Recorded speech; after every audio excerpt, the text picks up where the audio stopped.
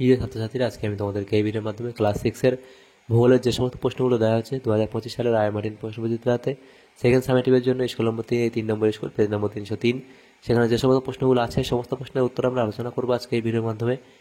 তোমরা ভিডিওটা শুরু থেকে শেষ অবধি অবশ্যই দেখবে এবং চ্যানেল যদি নতুন হয়ে থাকে অবশ্যই তোমরা চ্যানেলটাকে সাবস্ক্রাইব করে রাখবে পরবর্তী যে স্কুলগুলো আছে সেগুলোর প্রশ্ন উত্তর পাওয়ার জন্য, এবং এর আগে যে স্কুলগুলো ছিল সেগুলোর প্রশ্ন উত্তর আমরা আলোচনা করে দিয়েছি। তোমরা প্লে লিস্ট থেকে পেয়ে যাবে, সেগুলো অবশ্যই সেখান থেকে তোমরা দেখে নিও।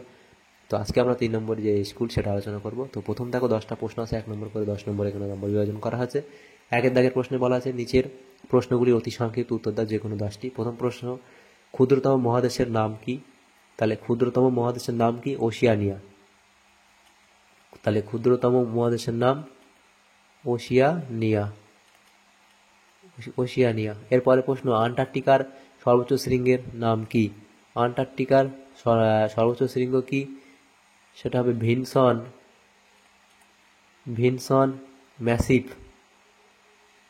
Vinson Massif. এরপরে প্রশ্ন, সমষ্ণ রেখা কি? তাহলে সমষ্ণ রেখার সংজ্ঞা এই অবধি লিখবে, এইটা স্পেলিং ঠিক করবে। সমষ্ণ রেখা। এরপরে প্রশ্ন, কোন স্তর থেকে বেতার তরঙ্গ প্রতিফলিত হয়ে পৃথিবীতে ফিরে আসে? তাহলে সেটা হচ্ছে কি? আয়োনোস্ফিয়ার।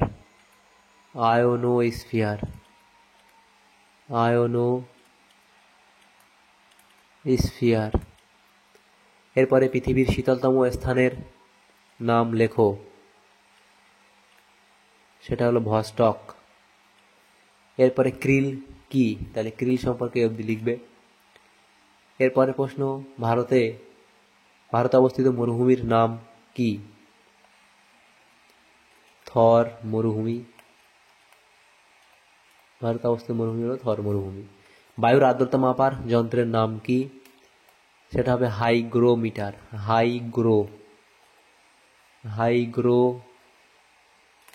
হাইগ্রোমিটার। এরপরে প্রশ্ন, লু কি? তাহলে লু এর সংজ্ঞা লিখবে অবধি। ভারতের কোথায় সিংহ দেখা যায়? তাহলে গুজরাটের গির অরণ্যে। গুজরাটের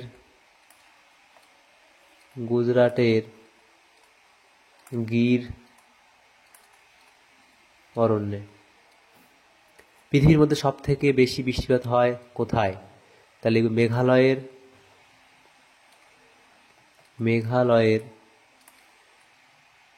মৌসিনরামে। এরপরের যে প্রশ্নগুলো আছে দেখো, দুয়ের দাগে সঠিক শব্দ বেছে লেখো। তো প্রথম প্রশ্ন, বায়ুর গতিবেগ মাপা হয়। তাহলে বায়ুর গতিবেগ মাপা হয় কার সাথে, কোনটার সাহায্যে? অ্যানিমোমিটার যন্ত্রের সাহায্যে। বৃহত্তম মহাসাগরের নাম হলো প্রশান্ত মহাসাগর। আন্টার্কটিকায় মৈত্রী গবেষণা কেন্দ্রটি হলো ভারতের, অপশান বি। পৃথিবীর সব থেকে বাইরের পাতলা শক্ত আবরণকে বলে ভূত্বক, অপশান বি। পশ্চিম ভারতে প্রচণ্ড তাপ প্রবাহের সঙ্গে ধূলিঝড়ের সৃষ্টি হয় বলে একে আঁধি বলে, অপশান সি। এরপরে বাম দিকের সঙ্গে ডান দিকের সঠিক উত্তরটি মিলিয়ে লেখো। এদিকে বাম দিক, এদিকে ডান দিক আছে। 5টা প্রশ্ন 1 নম্বর করে। 5 নম্বর দেওয়া প্রথম প্রশ্ন, সংরক্ষিত অরণ্য। তাহলে সংরক্ষিত অরণ্য এটা তোমাদের মিলবে কি? কোডারমা। এরপরে যেটা আছে সেটা হচ্ছে বন্যপ্রাণী সংরক্ষণ আইন। সেটা হবে 1972 সাল, সেটা বন্যপ্রাণী সংরক্ষণ আইন। কুইনাইন তৈরি হয়। তাহলে কুইনাইন তৈরি হয়, এটা হবে সিংকোনা গাছ থেকে বা সিংকোনা সাথে মিলবে।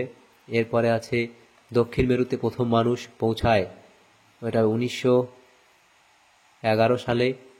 তারপরে যেটা আছে সেটা হলো রেসারপিন তৈরি হয় সর্পগন্ধা থেকে। রেসারপিন কীভাবে তৈরি হয়? সর্পগন্ধা থেকে। এরপরে প্রশ্ন, বাম দিক ডান দিক মিলিয়ে নেবে। তারপরে প্রশ্ন 4 দাগের যে প্রশ্নগুলো আছে দেখো, 4 দাগের প্রশ্নে বলা আছে হ্যাঁ ঠিক হলে হ্যাঁ এবং ভুল হলে না লেখো। প্রথম প্রশ্ন, মাউন্ট এরেবাস আন্টার্কটিকার জীবন্ত আগ্নেয়গিরি। তাহলে এটা এখানে ঠিক বলা হয়েছে, তাহলে এটা হবে হ্যাঁ। প্রতি 100 মিটার উচ্চতায় 6.5 ডিগ্রি সেলসিয়াস হারে তাপমাত্রা কমে। তাহলে এটা এখানে তোমাদের কি বলা আছে, এখানে লিখে দিই, এটা ভুল বলা আছে, অর্থাৎ না। বায়ুর চাপ মাপার যন্ত্রের নাম 14 ব্যারোমিটার। এখানে হ্যাঁ বলা হয়েছে, অর্থাৎ ঠিক বলা হয়েছে। পশ্চিমবঙ্গের আবহাওয়া অফিসের সদর দপ্তর হলো আলিপুর। এটা এখানে ঠিক বলা হয়েছে, সেটা হবে হ্যাঁ। 5 দাগের প্রশ্নে বলা আছে ইউরোপ ও আফ্রিকা এই দুই মহাদেশকে ইউরেশিয়া বলে, এটা এখানে ভুল বলা আছে, না। এরপরে শূন্যস্থান পূরণ করতে আমাদের দেওয়া আছে। 5 দাগের প্রশ্নে শূন্যস্থান পূরণ করো, শূন্যস্থানে সঠিক শব্দ বসিয়ে পুনরায় লেখো। প্রথম প্রশ্ন, পৃথিবীর দীর্ঘতম হিমবাহের নাম ড্যাশ হিমবাহ। তাহলে পৃথিবীর দীর্ঘতম হিমবাহ কোনটা? সেটা হলো, এখানে তোমাদের হবে কি, ল্যাম্বার্ট।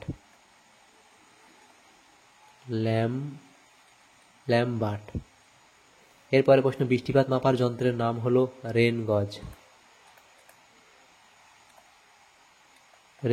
এরপরে প্রশ্ন, ড্যাশ রেখা ভারতকে উত্তর দক্ষিণে সমান দুভাগ করেছে। এটা হবে কর্কট ক্রান্তি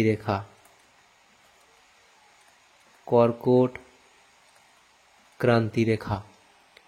তারপরে প্রশ্ন, পশ্চিমঘাট পর্বতের পূর্ব ঢালে বৃষ্টি কম হয় বলে তাকে ড্যাশ বলে? বৃষ্টির ছায় বলে। এখানে লিখে দিই, বৃষ্টির ছায় অঞ্চল বলে। বয়রা ফলা হস্যি বয়রি, পেটের মধ্যে 6টায় হস্যি, 6 আঁকা 29টা, বৃষ্টির ছায় অঞ্চল বলে। 100 ডিগ্রি সেন্টিগ্রেড এর মান হবে ফারেনহাইট স্কেলে 212 ডিগ্রি ফারেনহাইট। এরপরে প্রশ্ন 6 দাগের প্রশ্ন, 7 দাগের 8 দাগের প্রশ্নগুলো নেক্সট পেজে আলোচনা করব। প্রথম প্রশ্ন আছে জলচক্র কাকে বলে? অবধি লিখবে। প্যানজিয়া ও প্যান্থালাসা কি? তাহলে প্যানজিয়া কি, প্যান্থালাসা কি, সেটা লিখবে।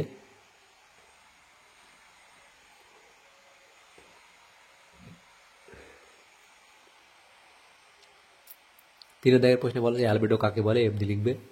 খাদার বলতে কি বোঝো? খাদার ও ভাঙ্গার। তাহলে খাদার ও ভাঙ্গার বলতে খাদার সংজ্ঞা বৈশিষ্ট্য কৃষিকাজের প্রভাব লিখবে।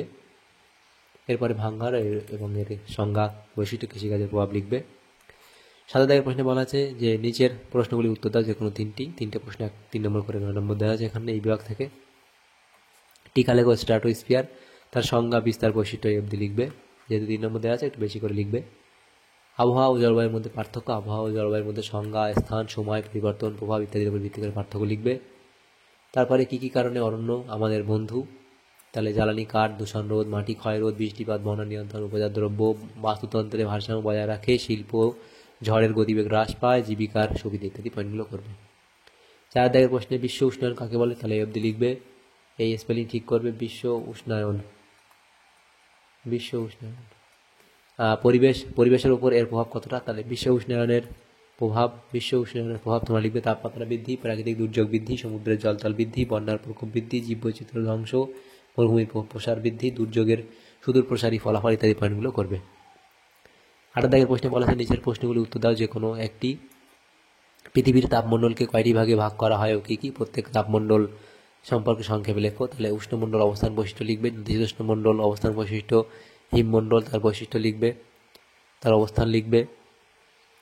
2 দাগের প্রশ্ন, মৃত্তিকা ক্ষয়ের 2টি কারণ লেখো। তাহলে মৃত্তিকা ক্ষয়ের কারণ বৃষ্টিপাত, বায়ু প্রবাহ। মৃত্তিকা সংরক্ষণের 2টি উপায় লেখো। তাহলে মূল সৃষ্ট কারণ বৃক্ষচ্ছেদন, আর মৃত্তিকা সংরক্ষণের উপায়গুলি হলো এই পয়েন্টগুলো করবে। এখানে তোমার এতগুলো পয়েন্ট দেওয়া আছে, 2টো উপায় লিখলেই হবে। বিশ্ব অরণ্য দিবস কবে পালিত হয়? সেটা হবে বিশ্ব অরণ্য দিবস 21 মার্চ পালিত হয়। এরপরে 3 দাগের প্রশ্নে বলা আছে ভারতের স্বাভাবিক উদ্ভিদকে কয়টি ভাগে ভাগ করা হয় ও কী কী? যে কোনো একটি ভাগ সম্পর্কে লেখো। তাহলে এই ভাগগুলো তোমরা লিখবে এবং একটি ভাগ সম্পর্কে আলোচনা করবে। ক্রান্তীয় চিরসবুজ অরণ্য, ক্রান্তীয়